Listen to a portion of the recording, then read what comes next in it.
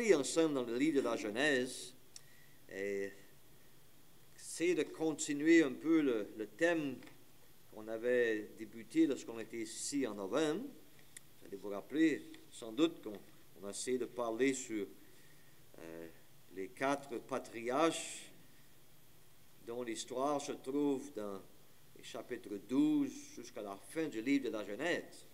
Et on a déjà essayé de parler un peu sur Abraham et ses autels, et sur Isaac et les puits.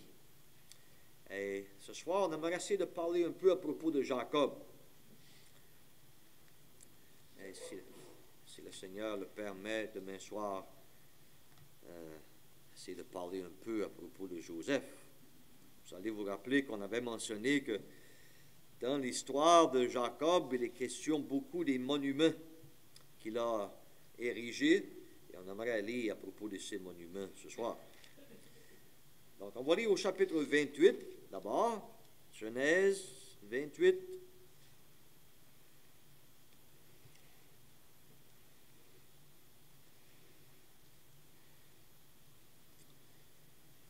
Et à partir du verset 10. Jacob partit de Beersheba et s'en alla à Charan. Il arriva dans un lieu où il passa la nuit, car le soleil était couché.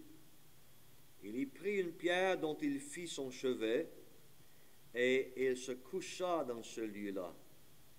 Il eut un songe, et voici une échelle était appuyée sur la terre, et son sommet touchait au ciel. Et voici les anges de Dieu montaient et descendaient par cette échelle. Et voici, l'Éternel se tenait au-dessus d'elle. Et il dit, je suis l'Éternel, le Dieu d'Abraham, ton père, et le Dieu d'Isaac. La terre sur laquelle tu es couché, je la donnerai à toi et à ta postérité. Verset 15, voici, je suis avec toi, je te garderai partout où tu iras, et je te ramènerai dans ce pays, car je ne t'abandonnerai point, que je n'ai exécuté ce que je te dis. Jacob s'éveilla de son sommeil, et il dit, certainement l'Éternel est dans ce lieu, et moi je ne le savais pas. Il eut peur, et dit, que ce lieu est redoutable. C'est ici la maison de Dieu. C'est ici la porte des cieux. Et Jacob se leva de bon matin. Il prit la pierre dont il avait fait son chevet. Il la dressa pour un monument. Et il versa de l'huile sur son sommet. Il donna à ce lieu le nom de Bethel. Mais la ville s'appelait auparavant Luz. Jacob fit un vœu en disant, si Dieu est avec moi et me garde pendant ce voyage que je fais, s'il me donne du pain à manger et des habits pour me vêtir, et si je retourne en paix à la maison de mon père, alors l'Éternel sera mon Dieu. Cette pierre que j'ai dressée pour monument sera la maison de Dieu, et je te donnerai la dîme de tout ce que tu me donneras. Maintenant, on va tourner au chapitre 31. Chapitre 31, et on va lire à partir du verset 11. Ici, c'est Jacob qui est à Charan, ou Charan, et qui parle avec ses femmes. Au verset 11 du chapitre 31, et l'ange de Dieu me dit en songe, Jacob. Je répondis, me voici. Il dit, lève les yeux et regarde. Tous les boucs qui couvrent les brebis sont rayés, tachetés et marquetés, car j'ai vu tout ce que te fait Laban. Je suis le Dieu de Bethel, Ça, c'est remarquable qu'il parle à Jacob ici comme le Dieu de Béthel, où tu as oint un monument, où tu m'as fait un vœu. Maintenant, lève-toi, sors de ce pays et retourne au pays de ta naissance. Rachel et Léa répondirent et lui dirent, avons-nous encore une part et un héritage dans la maison de notre père? Verset 16. Toute la richesse que Dieu a ôtée à notre père appartient à nous et à nos enfants. Fais maintenant tout ce que Dieu t'a dit. Fais maintenant tout ce que Dieu t'a dit. Un peu plus loin dans le même chapitre, toujours au chapitre 31, verset 45, ça c'est, lorsque vous allez vous rappeler, Laban a poursuivi Jacob et l'a rattrapé après quelques jours. Et ils ont eu des échanges. Et au verset 45, il y a quelque chose qui se passe, c'est marqué, Jacob prit une pierre et la dressa pour monument. Jacob dit à ses frères, ramassez des pierres. Ils prirent des pierres et firent un monceau, et ils mangèrent là sur la montagne. Laban l'appela Jégar Shahaduta, et Jacob l'appela Galed. Laban dit que ce monceau serve aujourd'hui de témoignage entre moi et toi. C'est pourquoi on lui a donné le nom de Galed. On l'appelle aussi Mitzpah, parce que Laban dit que l'Éternel veille sur toi et sur moi quand nous serons l'un et l'autre perdus de vue. Si tu maltraites mes filles et si tu prends encore d'autres femmes, ce n'est pas un homme qui sera avec nous. Prends-y garde, c'est Dieu qui sera témoin entre moi et toi. Verset 52, que ce monceau soit témoin et que ce monument soit témoin, que je n'irai point vers toi au-delà de ce monceau, et que tu ne viendras point vers moi au-delà de ce monceau et de ce monument pour agir méchamment. Et là, au verset 53, on lit comment Jacob a juré par celui que craignait Isaac. Maintenant, au chapitre 32, ça, c'est Jacob qui se prépare à rencontrer Ésaü. Et verset 9, on lit la prière que Jacob a faite à l'Éternel. Chapitre 32, verset 9, Jacob dit, Dieu de mon père Abraham, Dieu de mon père Isaac, Éternel, qui m'a dit, retourne dans ton pays et dans ton lieu de naissance, et je te ferai du bien. Je suis trop petit pour toutes les grâces et pour toute la fidélité dont tu as usé envers ton serviteur, car j'ai passé ce Jourdain avec mon bâton, et maintenant je forme 2 camps. Délivre-moi, je te prie, de la main de mon frère, de la main d'Ésaü, car je crains qu'il ne vienne et qu'il ne me frappe avec la mère et les enfants. Et toi, tu as dit, je te ferai du bien, et je rendrai ta postérité comme le sable de la mer, si abondant qu'on ne saurait le compter. Et on sait qu'est-ce qui est arrivé dans les versets qui suivent. Il a préparé des présents pour envoyer à Ésaü. Et au verset 24, c'est marqué, Jacob demeura seul. Alors un homme lutta avec lui jusqu'au lever de l'aurore.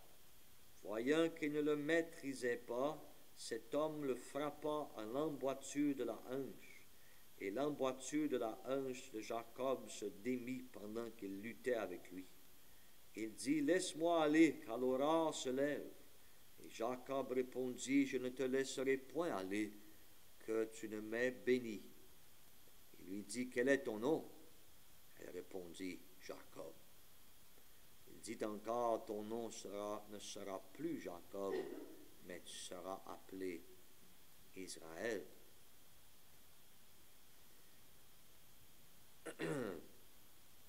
À la fin du verset 29, c'est marqué, et il le bénit là.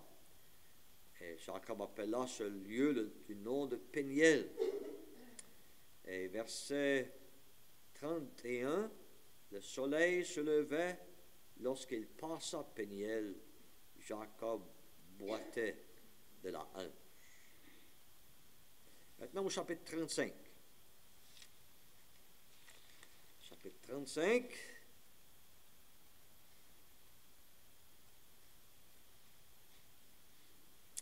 Et on va lire à partir du verset 1.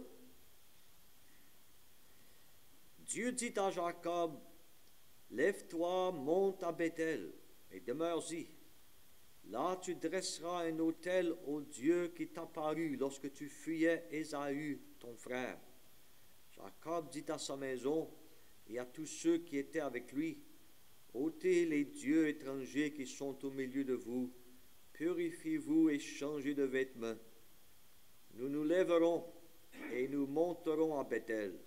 Là je dresserai un autel au Dieu qui m'a exaucé dans le jour de ma détresse et qui a été avec moi pendant le voyage que j'ai fait. Ils donnèrent à Jacob tous les dieux étrangers qui étaient entre leurs mains et les anneaux qui étaient à leurs oreilles. Jacob les enfouit sous le térébinthe qui est près de Sichem. Ensuite ils partirent.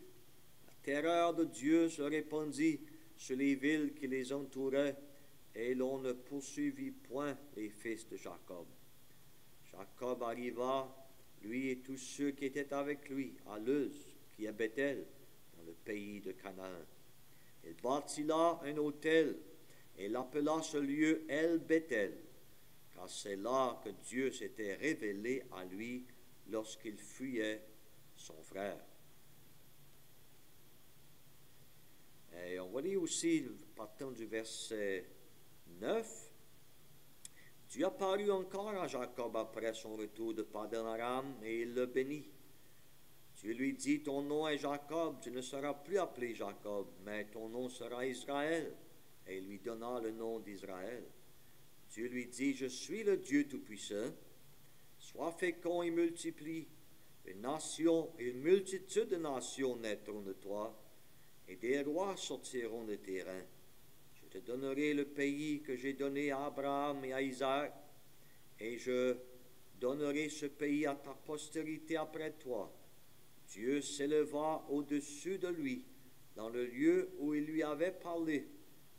Et Jacob dressa un monument dans le lieu où Dieu lui avait parlé, un monument de pierre, sur lequel il fit une libation et versa de l'huile. Jacob donna le nom de Béthel au lieu où Dieu lui avait parlé. Et à partir du verset 16, on lit à propos du dernier monument. Il partit de Béthel et il y avait encore une certaine distance jusqu'à Ephrata lorsque Rachel accoucha. Elle eut un accouchement pénible. Et pendant les douleurs de l'enfantement, la sage-femme lui dit, ne crains point car tu as encore un fils. Et comme elle allait rendre l'âme, car elle était mourante, elle lui donna le nom de Benoni. Mais le père l'appela Benjamin. Rachel mourut et elle fut enterrée sur le chemin d'Ephrata qui est Bethléem. Jacob éleva un monument sur son sépulcre. C'est le monument du sépulcre de Rachel qui existe encore aujourd'hui. J'aimerais faire une autre courte lecture. Gardez votre doigt là, ça se trouve dans le livre de Osée. Osée au chapitre 12.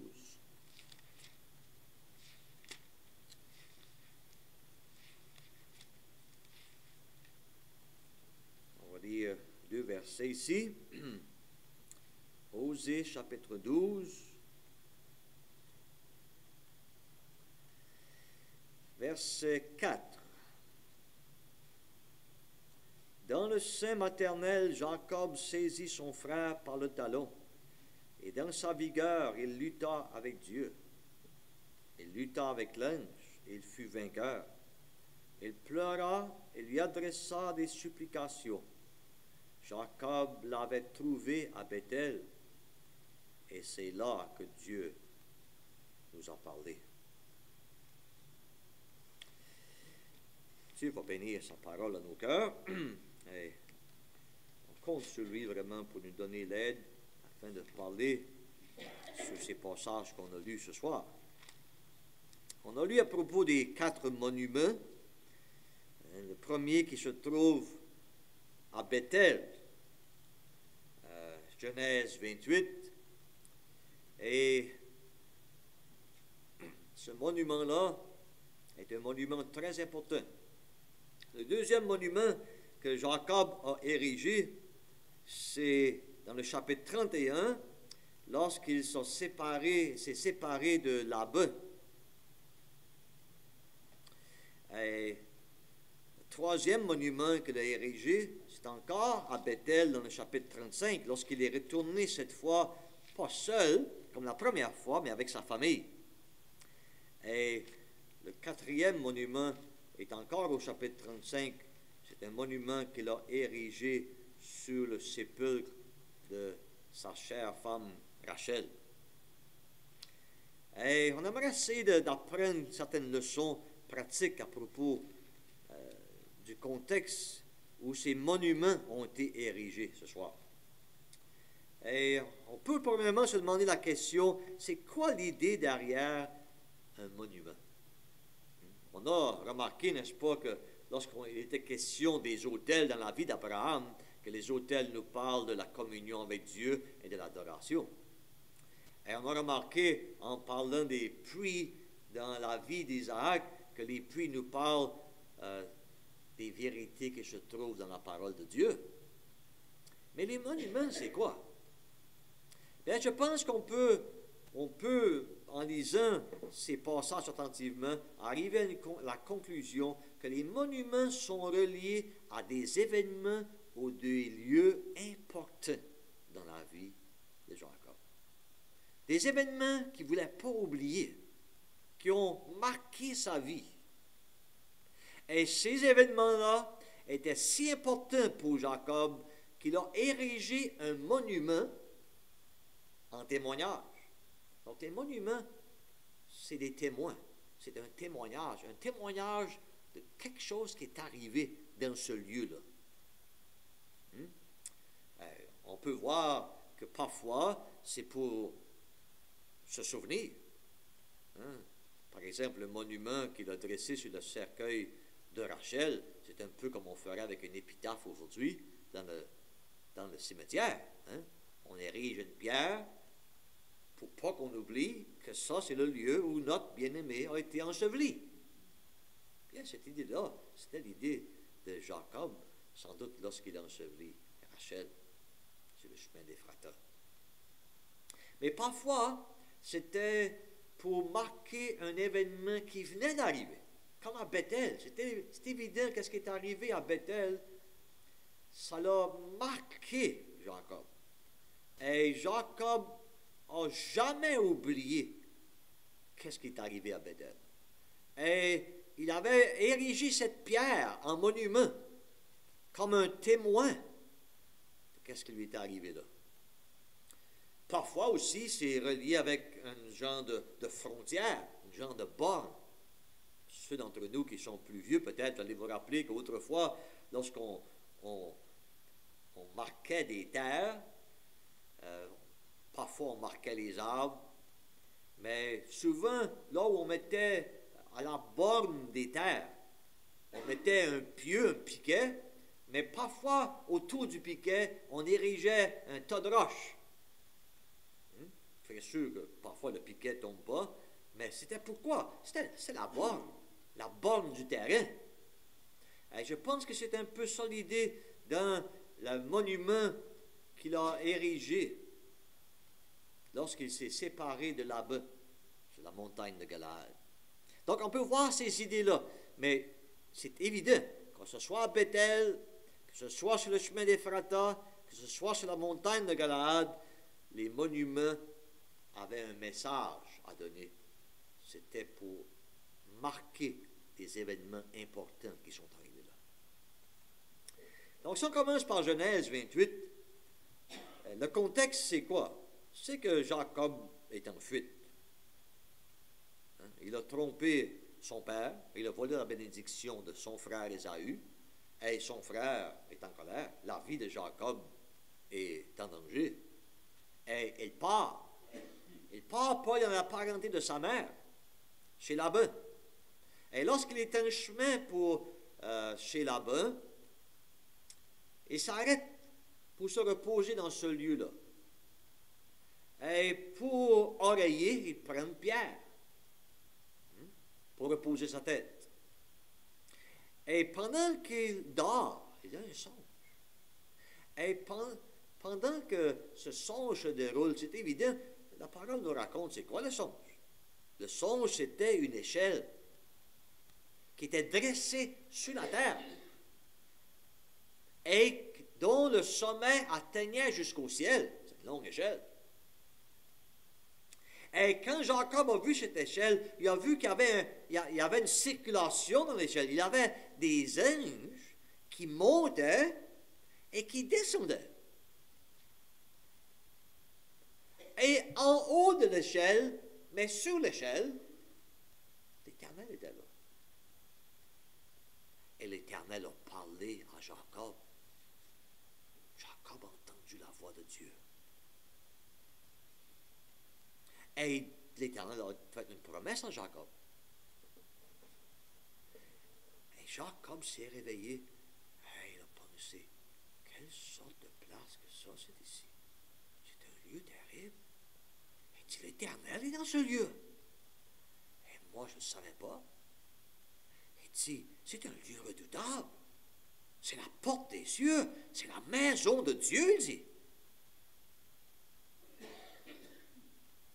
C'est remarquable que c'est la première fois dans la Bible qu'on trouve l'expression la maison de Dieu. Première fois. Ça, vous savez, c'est une des lois d'interprétation de la Bible. Ce n'est pas une loi qui est imposée de l'extérieur, c'est une loi qui est dans la Bible. C'est que souvent, si pas tout le temps, lorsqu'un sujet quelconque est mentionné pour la première fois, il faut s'arrêter pour y penser et regarder les détails. Parce que souvent, la première fois qu'un sujet est mentionné, Dieu nous donne des indices à propos de ce sujet-là qui sont très importants, des indices qu'on devra suivre lorsque le sujet sera développé ailleurs dans la parole. Et donc, ça, c'est pas moi qui ai inventé ça, c'est ça que les vieux frères nous ont enseigné. Et c'est vrai. Vous pouvez penser, par exemple, la première fois que le sujet du mariage est mentionné dans la Bible. Étudiez ça comme il faut. Parce que vous allez trouver que dans la première mention du mariage, Dieu nous donne les vérités fondamentales du mariage qui vont être développées ailleurs. Première fois que le mot adoration est dans la Bible, c'est Genèse 22. Et on voit pourquoi l'adoration est mentionnée là. Donc je vous donne juste ça comme des exemples. Mais pourquoi ici c'est mentionné la maison de Dieu? Il n'y a pas de structure. Il n'y a pas de maison, il n'y a pas de temple, il n'y a pas de tabernacle, parce que le tabernacle était appelé la maison de Dieu plus tard. Et le temple de Salomon était appelé la maison de Dieu plus tard. Et on sait que 1 Timothée chapitre 3, verset 15, comme on l'a cité hier, l'assemblée locale est appelée la maison de Dieu. Mais ici, il n'y avait pas de structure, il n'y avait pas de groupe de personnes réunies, mais c'est appelé la maison de Dieu. Donc, on fait bien de s'arrêter aux détails qui sont ici pour apprendre c'est quoi qui caractérise tout ce qui est appelé maison de Dieu.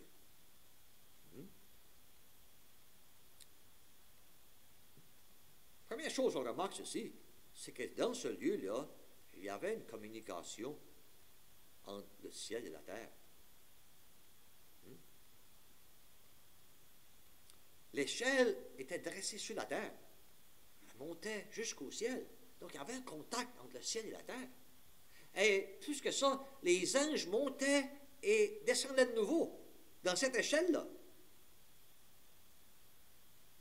Donc, c'est un lieu de communication entre la terre et le ciel. Et vous savez, si on lit Matthieu chapitre 18, la première fois qu'une assemblée locale est mentionnée, qu'est-ce qu'on lit à Matthieu 18? Bien, on lit un verset qui dit, si deux d'entre vous s'accordent sur la terre pour demander quelque chose, elle sera accordée par mon Père qui est dans les cieux. Dans l'assemblée locale, il y a la prière, il y a la communication avec le ciel. Mais plus que ça, on apprend ici que c'est non seulement un lieu de communication, mais c'est un lieu d'administration. Parce que ces anges-là, les anges sont toujours reliés avec l'administration. C'est eux qui administrent les choses de Dieu. Et les anges, dans la Bible, ne veulent pas tout le temps dire des êtres angéliques qui ont des ailes. Non. Par exemple, dans Apocalypse chapitre 2 et chapitre 3, des lettres sont écrites aux anges de l'église d'Éphèse, à l'ange de l'église de Smyrne. Donc, dans l'assemblée, il y avait des personnes qui étaient appelées un ange. Vous dites, c'est quoi ça? Est-ce qu'il y avait des anges dans l'assemblée? Non, bien, vous savez, le mot ange, ça veut simplement dire des messagers. Ça peut être un être céleste, mais ça peut être des personnes humaines comme vous et moi, qui sont des messagers de Dieu. Et ces anges dans Genèse 28, ils partaient de la terre et ils montaient au ciel par l'échelle et ils redescendaient sur la terre. Qu'est-ce qu'ils faisaient? Eh bien, c'était eux qui prenaient les directions du ciel pour administrer les choses de Dieu sur la terre. Ils ne partent pas du ciel pour descendre sur la terre et remonter au ciel. Non, ils partent de la terre et ils montent au ciel et ils redescendent sur la terre. Donc, ils font business, ils font affaires, ils font un travail sur la terre. Et ça, c'est la maison de Dieu sur la terre. Dans l'assemblée locale, il y a des personnes qui administrent pour Dieu. Mais comment est-ce qu'ils administrent pour Dieu? D'où est-ce qu'ils prennent leur direction pour administrer la maison de Dieu? Ils prennent leur direction dans le ciel. Ils ont des contacts avec le ciel. Et voilà pourquoi c'est marqué dans Matthieu chapitre 18, lorsqu'il est question du sujet de la discipline dans l'assemblée, c'est marqué « Ce que vous lirez sur la terre sera lié dans le ciel. Ce que vous délierez sur la terre sera délié dans le ciel. » Et comme vous savez, la plupart d'entre vous, c'est pas juste qu'on décide quelque chose sur la terre dans l'assemblée locale et Dieu seconde notre décision. C'est pas ça l'idée. Non. C'est l'idée, c'est cette idée ici. Ce que vous lierez sur la terre ayant été lié dans le ciel. Ce que vous délierez sur la terre ayant été délié dans le ciel. En d'autres mots, on décide sur la terre ce que le ciel a déjà décidé. C'est pas qu'on décide quelque chose, après ça Dieu décide avec nous. Non, c'est que le ciel a déjà décidé. Et nous, on fait juste de mettre en pratique ce que le ciel a déjà décidé. Et ça, c'est caractéristique de la maison de Dieu, de l'assemblée locale. C'est que l'assemblée locale n'est pas administrée par les standards du monde, ou selon les standards du monde, avec les idées du monde. Je devrais même dire avec les idées de l'homme, même des meilleurs hommes. Non, non. L'assemblée locale est administrée d'après les standards du ciel. La maison de Dieu. Une autre chose qui est vue ici dans Genèse 28, c'est non seulement un lieu de communication et un lieu d'administration, mais c'est un lieu de révélation. Parce que qu'est-ce qui est arrivé là? Jacob a vu l'Éternel. Il l'a vu en haut, au-dessus de l'échelle. Comme la version d'Arby dit, qui se tenait dans l'échelle. Ou sur l'échelle. Donc il était en haut. Et Jacob a vu l'Éternel. Plus que ça, Jacob a entendu la voix de l'Éternel. L'Éternel a parlé à Jacob.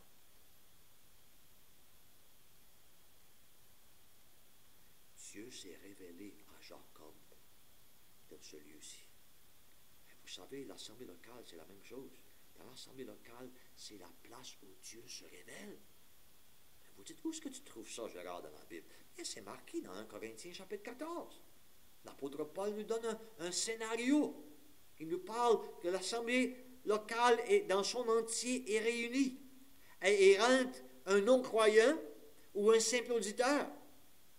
Et ils entendent les prophètes qui prophétisent, qui parlent de la part de Dieu. Ils ont des messages de Dieu pour l'auditoire.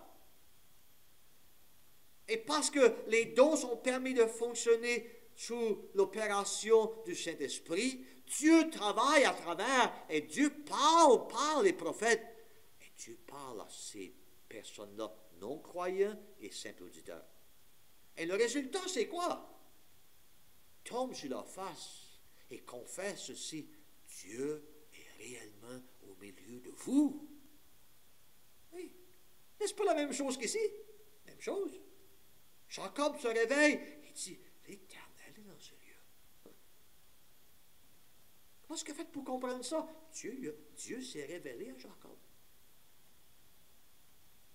Et vous savez, ça nous fait penser à certaines personnes parmi nous, pas tous, mais certaines personnes parmi nous, et c'est dans le contexte de l'assemblée locale qu'ils ont connu Dieu. Pensez à des chrétiens ici ce soir, et c'est en assistant à des réunions d'évangile, ou même aux réunions de l'assemblée, que Dieu s'est fait connaître à vous. Vous n'étiez pas sauvés encore. Mais lorsque vous avez entendu l'évangile, Dieu vous a parlé. Pourquoi? Parce que c'est la maison de Dieu. Et Dieu se révèle aux inconvertis dans la maison de Dieu. Hey, j'aimerais vous suggérer que c'est probablement ici que Jacob a connu Dieu. C'est marqué dans Osée chapitre 12 que Jacob a trouvé Dieu à Bethel. Il a trouvé Dieu à Bethel. Dieu s'est révélé à lui pour la première fois à Bethel. Mais plus que ça, Dieu ne fait pas seulement de se révéler dans la maison de Dieu à ceux qui ne sont pas sauvés, il se révèle aussi aux simples auditeurs, comme en Corinthiens 14, dit, quelqu'un qui est déjà sauvé, qui a déjà reçu l'Évangile, mais qui n'a pas compris l'Assemblée. Il vient, il ne fait pas partie de l'Assemblée. Il s'assoit dans les rangs des simples auditeurs. Il observe. Et quand Dieu travaille et Dieu parle et Dieu se révèle à travers les dons, les porte-paroles de Dieu dans l'Assemblée, ce croyant-là tombe sur sa face, adore Dieu et dit: Dieu est réellement au milieu de vous. Cette personne le sait. Moi, je ne fais pas partie du groupe. Parce qu'il dit: Dieu est au milieu de vous. Il n'est pas assis dans le cercle avec les autres de l'Assemblée. Il est assis ailleurs, dans les rangs des simples auditeurs. Il dit: Dieu est réellement au milieu de vous. Qu'est-ce qui vient d'arriver? Cette personne-là vient d'avoir une révélation de Dieu. Dieu s'est manifesté à lui dans sa présence au milieu de l'assemblée locale. Et ce croyant-là vient de découvrir: le Seigneur est ici. Dieu est ici. Et vous savez, frères et sœurs, ça c'est qu'est-ce qui devrait être la part de chaque personne qui est dans l'assemblée.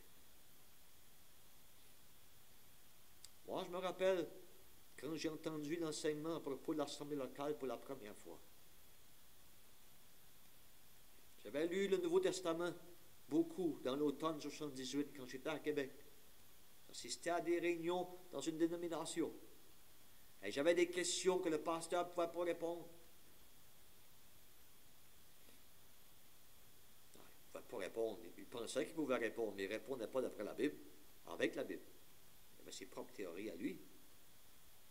Et j'essayais de comprendre qu'est-ce que le Nouveau Testament enseignait. Pourquoi est-ce que le Nouveau Testament dit ça? Et là où je vais, on ne pratique pas ça. Pourquoi est-ce que vous pratiquez ça de même? La Bible dit ça comme ça. Et quand je suis revenu à Rivière-Verte, juste pas longtemps après, et j'ai entendu les frères qui enseignaient sur l'assemblée locale, toutes les pièces du casse-tête sont mises ensemble. Et pour la première fois, j'ai été frappé par cette réalité. C'est ça que ça veut dire, d'être réunis au nom du Seigneur Jésus-Christ et d'avoir le Seigneur Jésus au milieu. Et j'oublierai jamais ce premier dimanche, quand on s'est réunis dans le sous-sol de la vieille pool room. Alors, je ne comprenais pas tout à propos de l'assemblée, loin de là. Mais une chose qui m'a saisi, c'est ceci: le Seigneur Jésus est ici. Dieu est ici. C'est pas parce qu'il y avait une grande orchestre dans le coin. Non, non. C'est pas parce qu'il y avait un prédicateur renommé ou doué. C'est pas parce que les fenêtres étaient peinturées de différentes couleurs. C'est pas parce qu'il y avait un gros clocher sur la bâtisse. Non, la plupart d'entre nous, on était des drogués, des ivrognes, des bandits avant. Le Seigneur nous avait sauvés et réunis autour de sa personne. Et on savait ceci: le Seigneur est ici. vous savez, c'est peut-être une des raisons pourquoi, je dis peut-être, pour ne pas généraliser, certaines personnes ne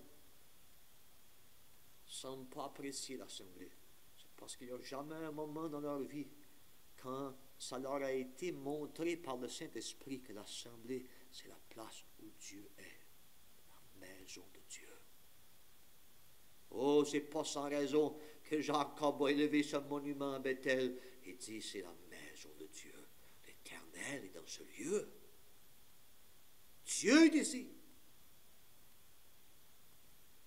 Et une autre chose à propos de ce lieu qu'on devrait mentionner, c'est un lieu de communication, c'est un lieu d'administration, c'est un lieu de révélation, la parole de Dieu, mais c'est aussi un lieu de conviction. Lieu de conviction. Et ça vient avec ce que je viens de dire. Et on veut enfoncer le clou un peu plus loin. Marquez ce que Jacob a dit. Jacob n'a pas juste dit, l'Éternel est dans ce lieu. Et je ne le savais pas. Il dit, certainement, l'Éternel est dans ce lieu. Qu'est-ce qui vient d'arriver? Jacob vient de réaliser quelque chose. Et Jacob vient d'être convaincu à propos de quelque chose. C'est pas juste une notion qui a passé par la tête, puis c'est parti aussi vite que c'est arrivé. C'est pas juste un petit feeling qu'il a eu. J'ai senti la présence de Dieu ici. Non, non. Il dit certainement, l'Éternel est dans ce lieu. Jacob est convaincu. Et vous savez, frères et sœurs, s'il y a une chose que vous et moi en avons besoin aujourd'hui, s'il y a une chose que l'Assemblée de Rivière-Verte, l'Assemblée de Tracadie et toutes les assemblées ont besoin, c'est de voir des hommes et des femmes, des frères et des sœurs qui sont convaincus. J'étais à une conférence en Ontario quelques années passées. Et après l'après-midi d'enseignement, un prédicateur que j'estime beaucoup s'est approché. Et il dit, frère, il dit, je me pose sérieusement une question. Quand j'étais jeune sauvé, je suis venu à l'Assemblée, on avait des convictions. Et il dit, aujourd'hui, parmi la nouvelle génération, il semble qu'il y a beaucoup de chrétiens qui sont sans conviction. Sans conviction. Pas de conviction. Et j'ai jamais oublié ce que le frère m'a dit. Notre frère Claude a lu un verset hier. 2 Timothée, chapitre 3, verset 16. Qu'est-ce que la parole de Dieu fait? Elle est utile pour convaincre. Convaincre. Et j'aimerais lancer un défi à chacun de nous ici ce soir.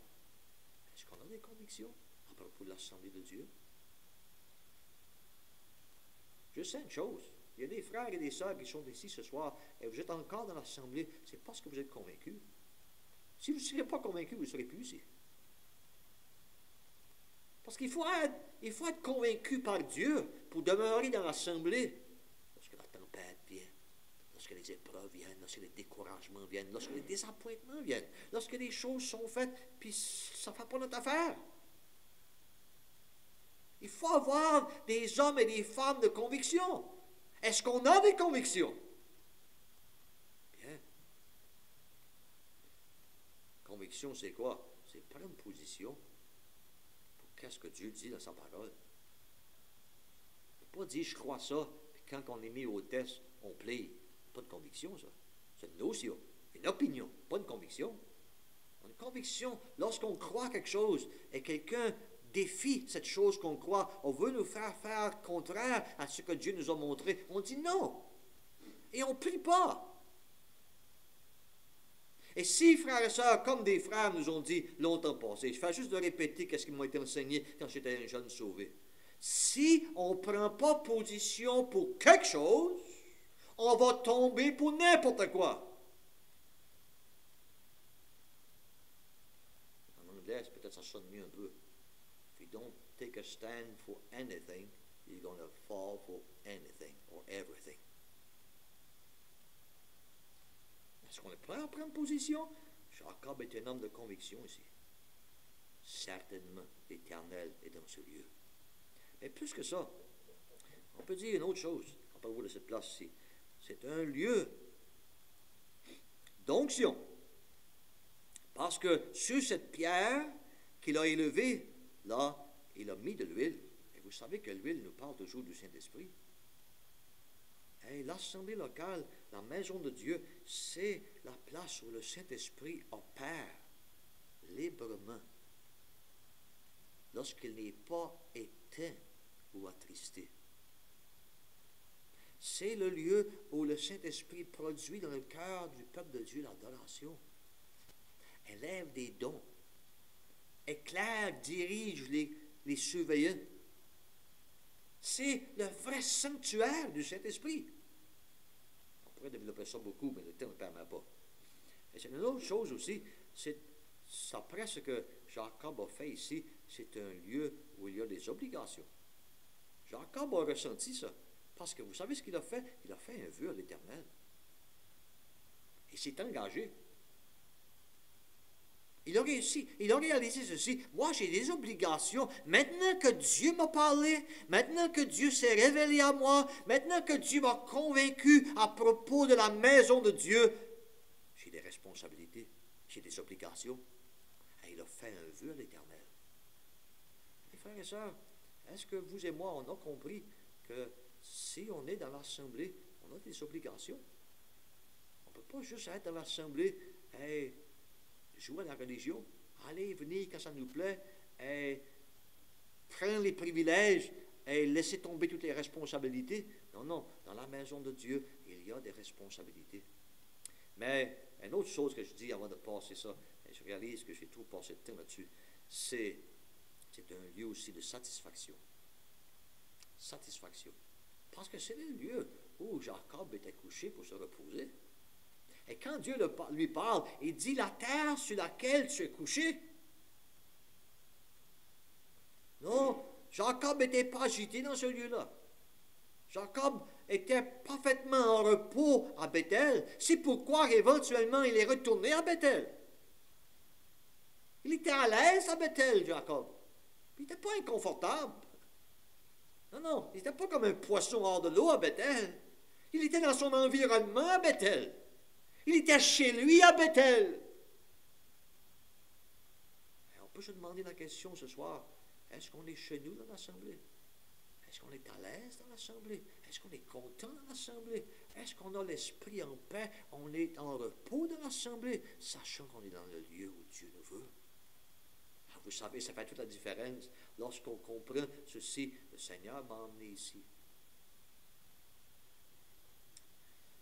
C'est pas sans raison donc que lorsqu'il s'est levé, il a pris la pierre sur laquelle il était couché et il l'a levé.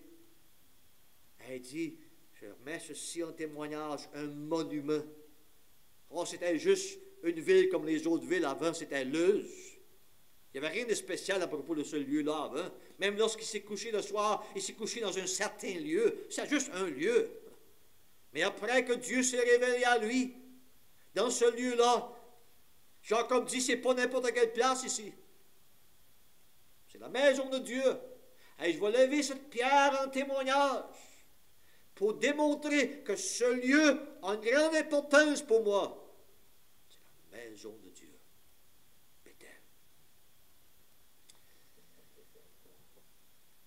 Et l'autre monument qu'il a élevé, il était en voyage, on sait ça. C'est environ 20 ans plus tard. Il a passé 20 ans chez Laban. Il a travaillé 14 ans pour ses deux femmes, Rachel et Léa. Il a travaillé 6 ans pour le troupeau, 20 ans. Et après 20 ans, c'est marqué au chapitre 31, le Dieu de Bethel parler à Jacob de nouveau. Voilà ce qu'il dit à ses femmes. Il dit, le Dieu de Bethel m'est apparu. Le Dieu de Bethel m'a parlé. Pourquoi? Jacob n'avait jamais oublié ce qui s'était passé 20 ans passés. C'est le même Dieu. Et le Dieu de Bethel a dit, Jacob, c'est le temps de partir. Va-t'en.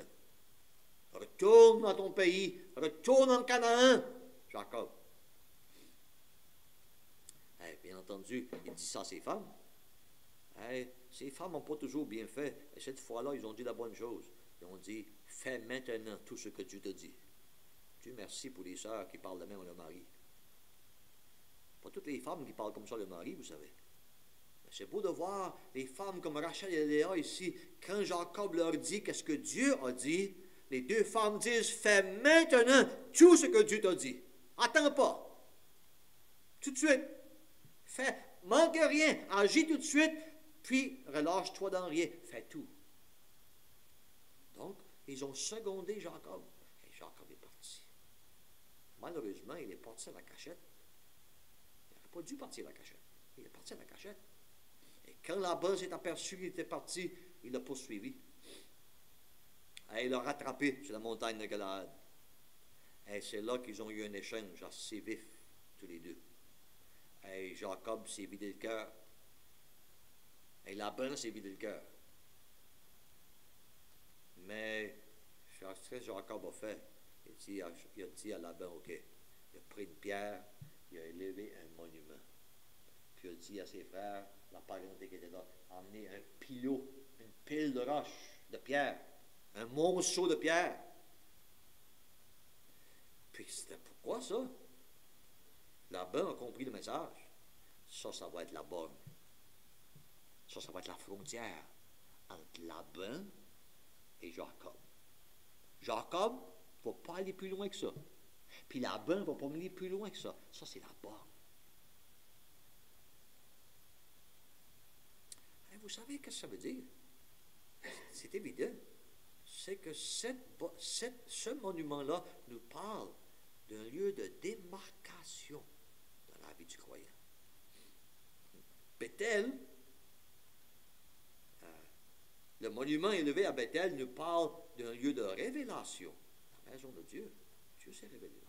Mais ici, ça nous parle de la démarcation dans la vie de Jacob. N'oublions pas, il s'en retourne au pays de Canaan. Et éventuellement, il va retourner à Bethel. Mais pour retourner à Bethel, il faut qu'il y ait une démarcation dans sa vie. Ça va être la fin de ses relations avec Laban et tout ce qui s'est passé chez Laban. Vous savez, frères et sœurs, on peut l'appliquer comme ceci. Si vous et moi, on va pouvoir apprécier Bethel, la maison de Dieu, l'assemblée locale, il faudra avoir des bornes dans nos vies. Il faudra monter des monuments, pas des vrais monuments de pierre. Mais vous savez que ce que les monuments représentent. Il faudra arriver à un point où on dit, OK, moi je vois jusqu'ici, puis j'avance pas 1 centimètre de plus. Il y a une séparation ici. Séparation avec mes anciens amis. Séparation avec la parenté. Séparation avec la business. Moi je vois jusqu'ici, pas plus loin. Puis on élève un monument, ça veut dire, on dit aux gens, c'est public, le monument c'est visible. C'était la borne. Laban pouvait dire, Jacob va pas plus loin que ça, parce qu'il a dit, le monument est ici. Est-ce que les inconvertis savent où on met nos bornes? Est-ce que nos parents savent où on met nos bornes? Est-ce que nos enfants savent où on met nos bornes? Ah, les enfants savent. Il y a des enfants qui savent, ça ne vaut même pas la peine d'en parler à papa et maman. On sait qu'ils ne vont pas vouloir. Mais il y a d'autres enfants qui ont étudié leurs parents et ils disent, ah oui, on va essayer. Ils s'essayent. Pourquoi? Parce qu'ils ont pu détecter un petit fléchissement quelque part. Puis ils pensent qu'avec l'usure, ils vont pouvoir voir le parent. Faisons sûr de ceci, que ce soit parents avec enfants, que ce soit frères et sœurs dans le monde du travail, le monde des études, que ce soit avec les voisins, que ce soit avec la parenté, que ce soit avec le monde au niveau social, il faut avoir des bornes. Le chrétien qui n'a pas de bornes est un chrétien qui éventuellement va tomber dans les pièges du diable. Et les bornes, c'est qu'on se plante les pieds, on dit, moi, Je refuse d'aller plus loin que ceci. C'est ici que j'arrête. Et les gens le savent. Et après un temps, les gens vont apprendre à nous respecter plus parce qu'on a des bornes que si on dit n'importe quoi, puis on dit qu'on est sauvé, mais on va un peu avec eux autres pour s'amuser avec eux autres, pour fréquenter avec eux autres. Non, non. Il faut pouvoir mettre des bornes. Ça ne veut pas dire, frère et sœurs, qu'on s'isole complètement. Non, non. On ne s'isole pas complètement. Seigneur Jésus, personne n'était plus séparé du péché et du monde comme un système que lui l'était. Mais c'est marqué qu'il mangeait avec les publicains et les gens de mauvaise vie. Il savait contacter les pécheurs. C'est pas qu'on s'isole, non, non. Mais on se sépare de tout ce qui va nous souiller et va faire des compromis à notre vie pour Dieu. Bien, il y a maintenant d'autres expériences. Jacob est en chemin pour Bethel. Dieu lui a pas parlé encore de Bethel, mais il retourne au pays. Et chapitre 35, Dieu lui parle maintenant clairement. Et il dit à Jacob, il dit, va à Bethel. La première fois que Jacob s'est rendu à Bethel, c'était juste, je ne devrais pas dire juste, c'était la providence de Dieu. Jacob n'avait pas planifié de passer par Bethel. Jacob n'avait pas planifié les événements de Bethel. C'est la providence de Dieu qui l'a amené à Bethel, au chapitre 28. Mais maintenant, au chapitre 35, ce n'est pas la providence de Dieu. Dieu dit à Jacob, lève-toi, monte à Bethel. Maintenant, c'est la parole de Dieu. Première fois, c'est la providence de Dieu. Maintenant, c'est la parole de Dieu. Peut-être ça, c'est le cas pour certains d'entre nous. Il y a des personnes qui sont dans l'Assemblée pas parce qu'ils ont nécessairement cherché l'Assemblée. Pas nécessairement parce qu'ils ont d'abord trouvé l'Assemblée dans la parole de Dieu. Après ça, ils ont cherché quelqu'un qui pratiquait comme la parole. Peut-être qu'ils ont été sauvés, nés de parents qui étaient dans l'Assemblée, et ils ont été sauvés dans les circonstances autour de l'Assemblée, puis éventuellement, ils ont été dans l'Assemblée. Ça, c'est comme Jacob dans Genèse 28, et la providence de Dieu. Mais cette fois-ci, ça va un peu plus loin. C'est par la parole de Dieu. Dieu lui commande de monter à Bethel.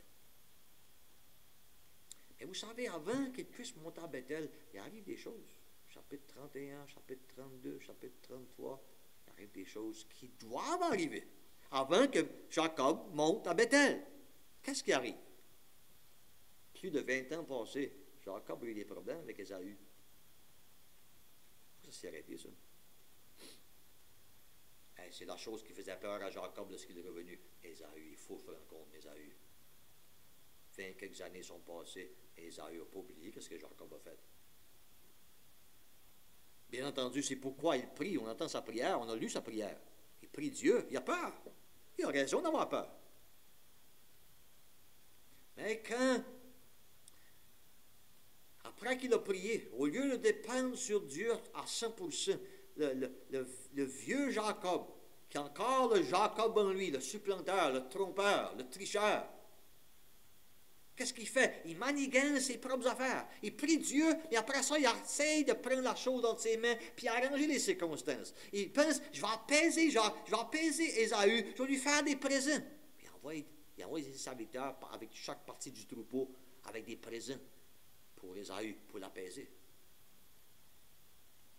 Vous savez, cette tendance dans Jacob n'a jamais été brisée. Il a fait la même chose avec Laban. Il a appris des leçons sévères avec Laban, parce que Laban l'a trompé aussi. Mais il y a encore cette tendance en lui de vouloir faire à sa tête, suivre sa propre volonté. Et cet aspect croche en lui, cet aspect manière en lui. Il veut manigancer, il veut arranger les propres choses au lieu de se confier à Dieu. Qu'est-ce qui arrive? Bien, il fait tous ses plans. Après ça, il se retrouve seul avec Dieu pendant la nuit. Qu'est-ce qui arrive pendant cette nuit-là? Alors, je sais que dans Osée, c'est marqué qu'il lutta avec Dieu. Mais dans Genèse, c'est marqué que l'ange de l'Éternel lutta avec lui. C'est pas Jacob qui a commencé à lutter avec Dieu. C'est Dieu qui a lutté avec Jacob. Pourquoi? Jacob devait être brisé. Et une des choses que l'ange de l'Éternel fait après avoir lutté avec lui toute la nuit. Vous savez ce qu'il fait? Il dit à cet homme, il dit, quel est ton nom? Quel est ton nom? Il parle à Jacob. Vous dites, pourquoi est-ce qu'il demande cette question-là? Plusieurs années passées, Isaac avait demandé cette question-là à Jacob. Quel est ton nom? Qu'est-ce qu'il avait dit? Il avait dit, je suis Ésaü. Il avait compté une menterie. Il avait trompé son père. Et là, maintenant, l'ange de l'Éternel lui demande, quel est ton nom? Qu'est-ce que tu vas dire, là, Jacob? Je suis Jacob. Il est finalement honnête. Et qu'est-ce que l'ange de l'Éternel fait? L'ange de l'Éternel le frappe à la hanche. Et la hanche de Jacob se déboîte. Et si on lit les passages dans Osée, il a prié Jacob et il a pleuré cette nuit-là dans sa lutte avec Dieu. Il a été vainqueur dans le sens que Dieu l'a béni éventuellement, mais Dieu l'a vaincu aussi. Parce que quand Jacob a quitté Péniel le matin, il boitait de la hanche. Ça l'a marqué cette nuit-là. Et ça devait arriver avant qu'il retourne à Bethel. Vous savez, frères et sœurs, si dans nos cœurs on s'est éloigné de l'assemblée, peut-être on est encore dans l'assemblée, mais on s'est éloigné dans nos cœurs de l'assemblée. Il y a des choses dans nos vies qui doivent être brisées. Il y a des choses dans nos vies qui doivent être confessées. On doit dire, lorsque l'ange de l'Éternel nous parle, comme à cet homme, je suis Jacob. On doit être honnête avec Dieu. Et s'il y a des choses dans notre vie que Dieu doit briser, ça peut être au niveau de notre volonté, ça peut être au niveau de notre orgueil. Ça doit être brisé. Parce que la chair ne devrait avoir aucune place dans la vie de la maison de Dieu. Le temps est déjà passé de 5 minutes. Et je sais que si je continue plus loin, je vais vous laisser de mauvais exemples. Donc, on va arrêter là pour ce soir. Peut-être on continuera demain soir, si le Seigneur permet, en parlant plus de ce qui arrive au chapitre 35. Le Seigneur bénisse sa parole dans nos cœurs et on va terminer par la prière. Notre Dieu, nous voulons te remercier pour ta grâce envers nous et te remercier que tu es notre Dieu, le Dieu de Bethel, le Dieu de la maison de Dieu. Et notre Dieu, comment privilégiés nous sommes d'avoir été amenés dans l'assemblée locale. Nous devons te confesser que parfois la réalité, la grandeur de ce privilège nous échappe. Et nous nous comportons parfois d'une manière qui est légère et qui n'est pas révérente et qui n'est pas respectueuse et qui n'est pas dans un esprit d'adoration et d'appréciation pour le lieu où toi-même tu habites, où toi-même tu gouvernes. Nous voulons te remercier, notre Dieu, pour ta grâce envers l'assemblée ici à Tracadie et pour tous les frères et sœurs qui en font partie. Nous te remercions pour leur fidélité et leur dévotion. Et nous prions, notre Dieu, que même ces faibles méditations dans ta parole vont nous toucher tous et nous rafraîchir tous et nous aider à se donner davantage à toi dans le contexte de l'assemblée locale. Ceci, nous le prions au nom du Seigneur Jésus. Amen.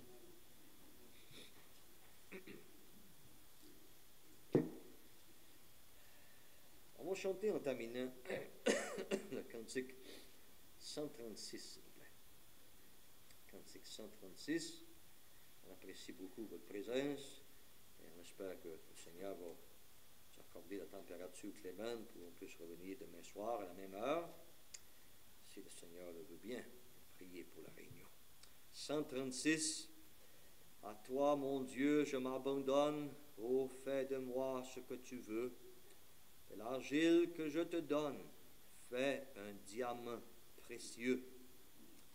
Grand Seigneur, prends toute ma vie. À toi seul je veux obéir. Par l'Esprit qui me sanctifie sur ton autel, je viens m'offrir. On va chanter le couplet 1 et 2 avec le refrain du 136 et la réunion est terminée.